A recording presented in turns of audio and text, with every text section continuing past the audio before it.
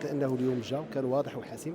سولته المحكمه الموقره على انه واش كنتي انت مدير ديال مركب بن جلون، نفى بالبات والمطلق، قال انا ما عمري كنت مدير ديال مركب بن جلون.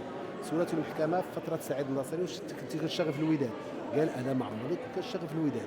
سولته المحكمه على علاقته بسعيد الناصري، قال سعيد الناصري صهر ديالي وانا كنت نشتغل معه هو، كنت كنقضي لي الاغراض الخاصه ديالو، كانت علاقتي بعلاقه شخصيه، هو اللي كان تيأدي لي الاجر ديالي، وما كانش عندي حتى اجر اللي وقار اللي احتاجيته كيعطيها ليا.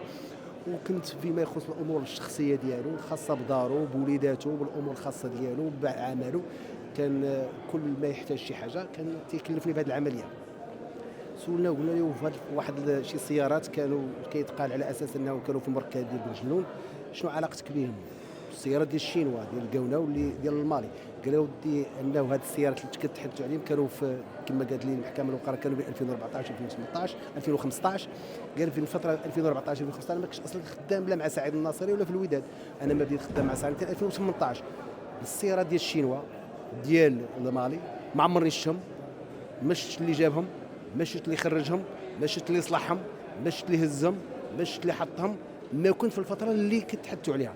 قالوا لي المحكمه الوقراء. وبالنسبه للتصريح ديالك اللي كان عن الفرقه الرياضيه عن اي سيارات كنت تتحدث، قالوا ودي انا كنت كنتكلم على انه المركز ديال بنجلون كانوا فيه طوموبيلات. سولوا لي واش المركز كان فيه، قلت لهم كاين طوموبيلات، وكان يهضر على الطوموبيلات ديال هيونداي ديال كيا ديال اللعابه اللي كانوا محطوطين تما، الطوموبيلات الخاسر اللي كانوا محطوطين، هذو هما الطوموبيلات اللي كنت كنهضر عليهم.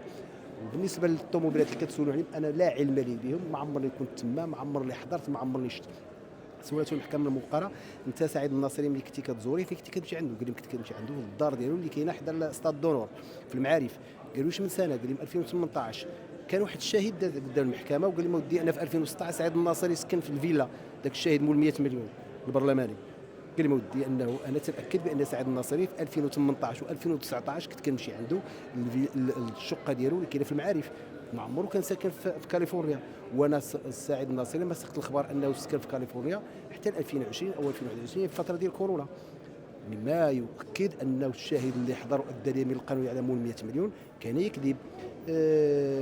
سولته المحكمه واش كنتي مدير ديال مركب بن جلون، فبالبات المطلق قال انا ما عمري كنت مدير ديال مركب بن جلون. وهذا التصريح هو اللي اكدته الشاهده الاخرى هي المدير الاداري ديال الوداد واللي حضرات وقالت بانه هذا الرجل ما عمره كان يشتغل بالوداد، وانا كمدير اداري لم يسبق ان هذا الشخص يعني تسلم منا اي اجر من الوداد، وانا ما مسجلش في اللائحه ديال المستخدمين ديال الوداد، وانا ما مصرحش به لا في صندوق الضمان الاجتماعي ولا في اي جهه اخرى انه يشتغل في الوداد، واننا لا نعرفه. كانت عنده كان كيجي عند سعيد الناصري علاقته به علاقه شخصيه، حنا ما كناش عارفين السيد باش يعني شنو كان كيدير مع سعيد الناصري، وهو الشيء اللي اكد اليوم.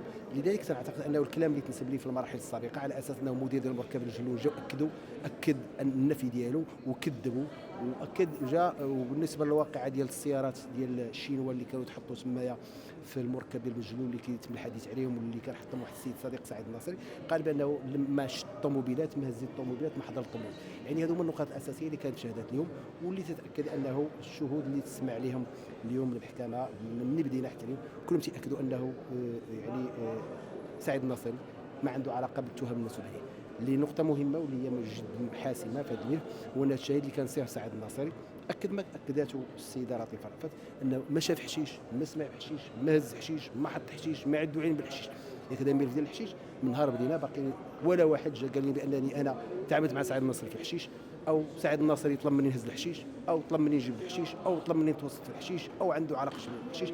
لذلك اليوم تنعتقد بانه التهمه اللي منسوبه لسعيد الناصري متعلقه بالمخدرات، ولا شخص واحد في هذا الملف باستثناء هذاك المالي اللي قال هذاك الكلام، المغاربه كلهم ولا واحد فيهم قال بانه سعيد الناصري يتاجر في المخدرات، باستثناء المالي اللي نفسه نهار اللي سمعته المحكمه في الملف ديالو نفى انه يتاجر في المخدرات حتى تحكم ب 10 سنين، عاد بغى يقلب الطابله على المغاربه كاملين، وتم سعيد الناصري وتم اشخاص اخرين بالتجاره في المخدرات. تنعتقد انه ما يمكنش نصدقوا واحد ونكذبوا المغاربه كاملين، ما يمكنش نصدقوا واحد ونكذبوا الاجهزه ديال البلاد كامله، ما يمكنش نصدقوا واحد ونكذبوا الجيش، ما يمكنش نصدقوا متهم ونكذبوا الشرطه، ما يمكنش نصدقوا متهم ونكذبوا المخابرات، ما يمكنش نصدقوا متهم ونكذبوا الدرك، ولا واحد من الناس اللي تتهم سعيد الناصري بانه كيتعاون معهم من الجيش من الشرطه من الدرك من المخابرات من الامن جاء وقال بانه سعيد الناصري تعامل معايا او طلب مني شي حاجه او تعمل. لذلك تعتقد بانه الموضوع ديال الحشيش تحسم اليوم امام المحكمه، وتيتاكد مره اخرى ان هذه التهمه لا اساس لها من الصحه.